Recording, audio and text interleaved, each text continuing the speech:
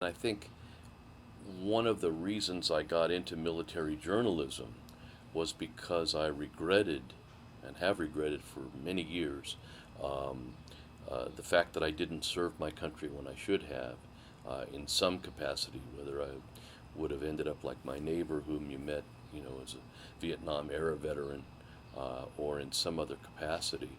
And I think that my venturing into military journalism is in some way an effort on my part, in my psyche and in my heart of hearts and my soul to make up for that. If I didn't serve in Vietnam, at least the least I can do is write about people who did. I've met refugees who felt like we abandoned them in in 19 starting in 1972 with the Vietnamization of the war, and in 1975 when Saigon fell. And a lot of my Vietnam veterans friends feel exactly the same. They feel that we betrayed people, Vietnamese in particular. There's a group of people that is not heard about too much these days. They go by their French name, the Montagnards, the mountain people. They were our staunchest allies in the Vietnam War, in the Central Highlands in particular. They're sort of tantamount to the Hmong in Laos. They're hill tribes people. We made a promise to those people that if anything had happened, if we had to leave Vietnam, we would take them with us, and we reneged on that promise. Because we left them there, to this day, largely because of their Christian faith, um, they are harassed and discriminated against, forced to intermarry, forced to forego their customs, um, and very few people in the world, other than people who fought with them in Vietnam or who know of their history because they settled in North Carolina, for example, most of them. Um, the world just doesn't hear about them. A lot of people are of the mind, and Vietnam veterans, many of them among them, that the journalists who covered Vietnam War are the reasons, is the reason that we, quote unquote, lost the Vietnam War. As I said earlier, I'm not of the opinion that we did lose it. But I don't really, see that point of view. I know why people feel that way because, pictures, for example, the very famous one of Kim Phuc, the napalm girl, taken by the Vietnamese AP photographer Nick Ut, and Eddie Adams' photo of, General Luan shooting a Viet Cong in the head. I can see how people would come to, or could come to the conclusion that losing the war was the journalist's fault. Um, a lot of these guys and gals have become my friends over the years, or acquaintances. I'm talking about those who covered the war. And I believe they just had a job to do. I don't believe that it was their intent to purposely make us lose the Vietnam War. In point of fact, I envy them for the experience, and a big part of me wishes that I had been there along with them to, in a sense, bring the war home to the American public.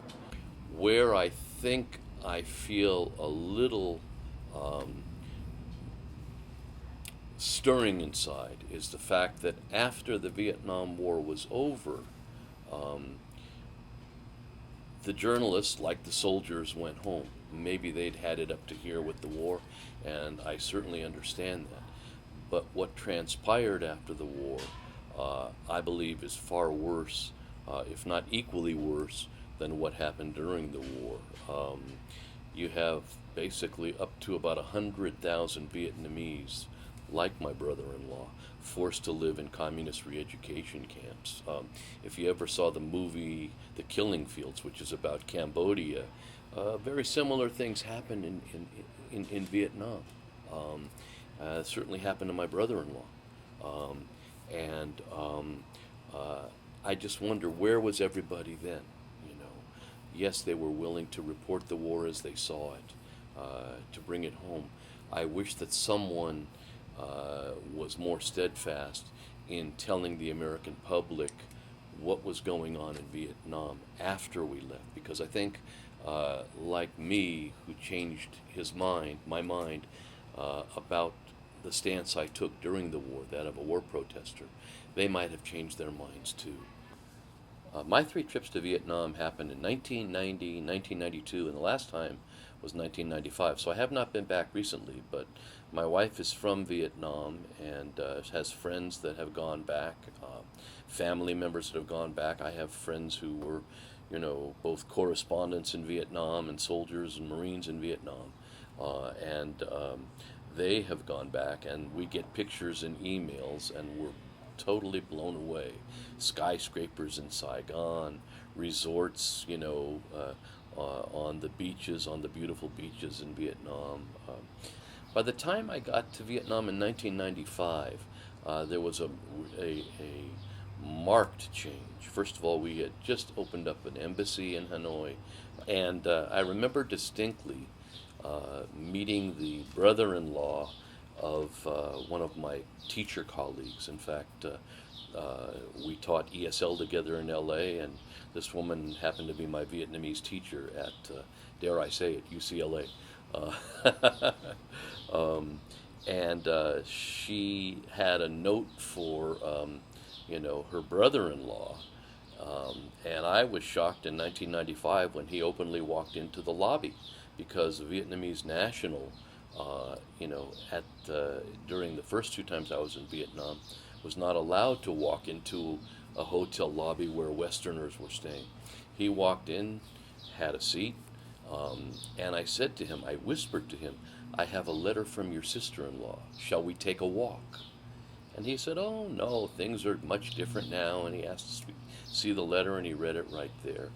And I saw him about 3 weeks later. We met up again at the Continental Hotel in the lobby, and he jokingly said, "I have a letter for my sister-in-law. Would you like to take a walk?" And I said, "No, that's fine." So I saw a marked difference in 1995. I have not been back.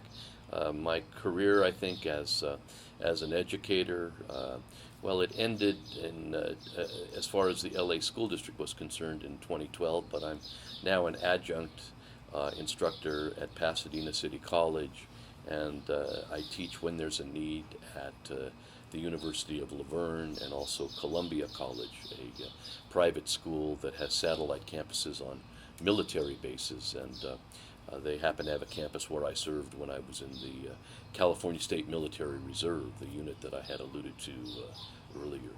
So those things and my wife's work schedule have kind of gotten in the way. We talk about going back to Vietnam together one day, and I know we will.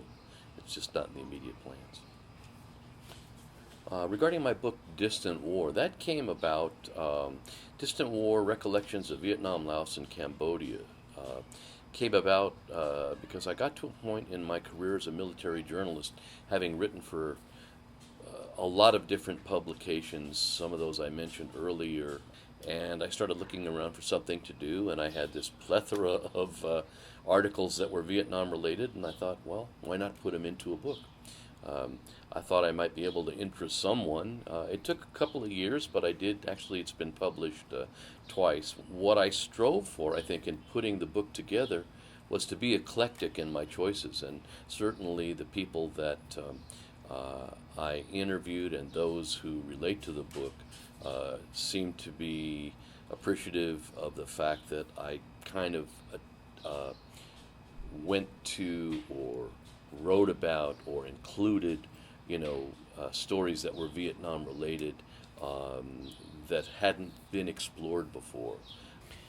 I think if there's any lesson to be learned from the war that we can apply to today, it's that there are two. Number one, that we should never go into a conflict with one hand tied behind our back, like our Vietnam veterans were forced to experience for political reasons, both in the beginning of the war and in many ways throughout the war, because it was an undeclared war.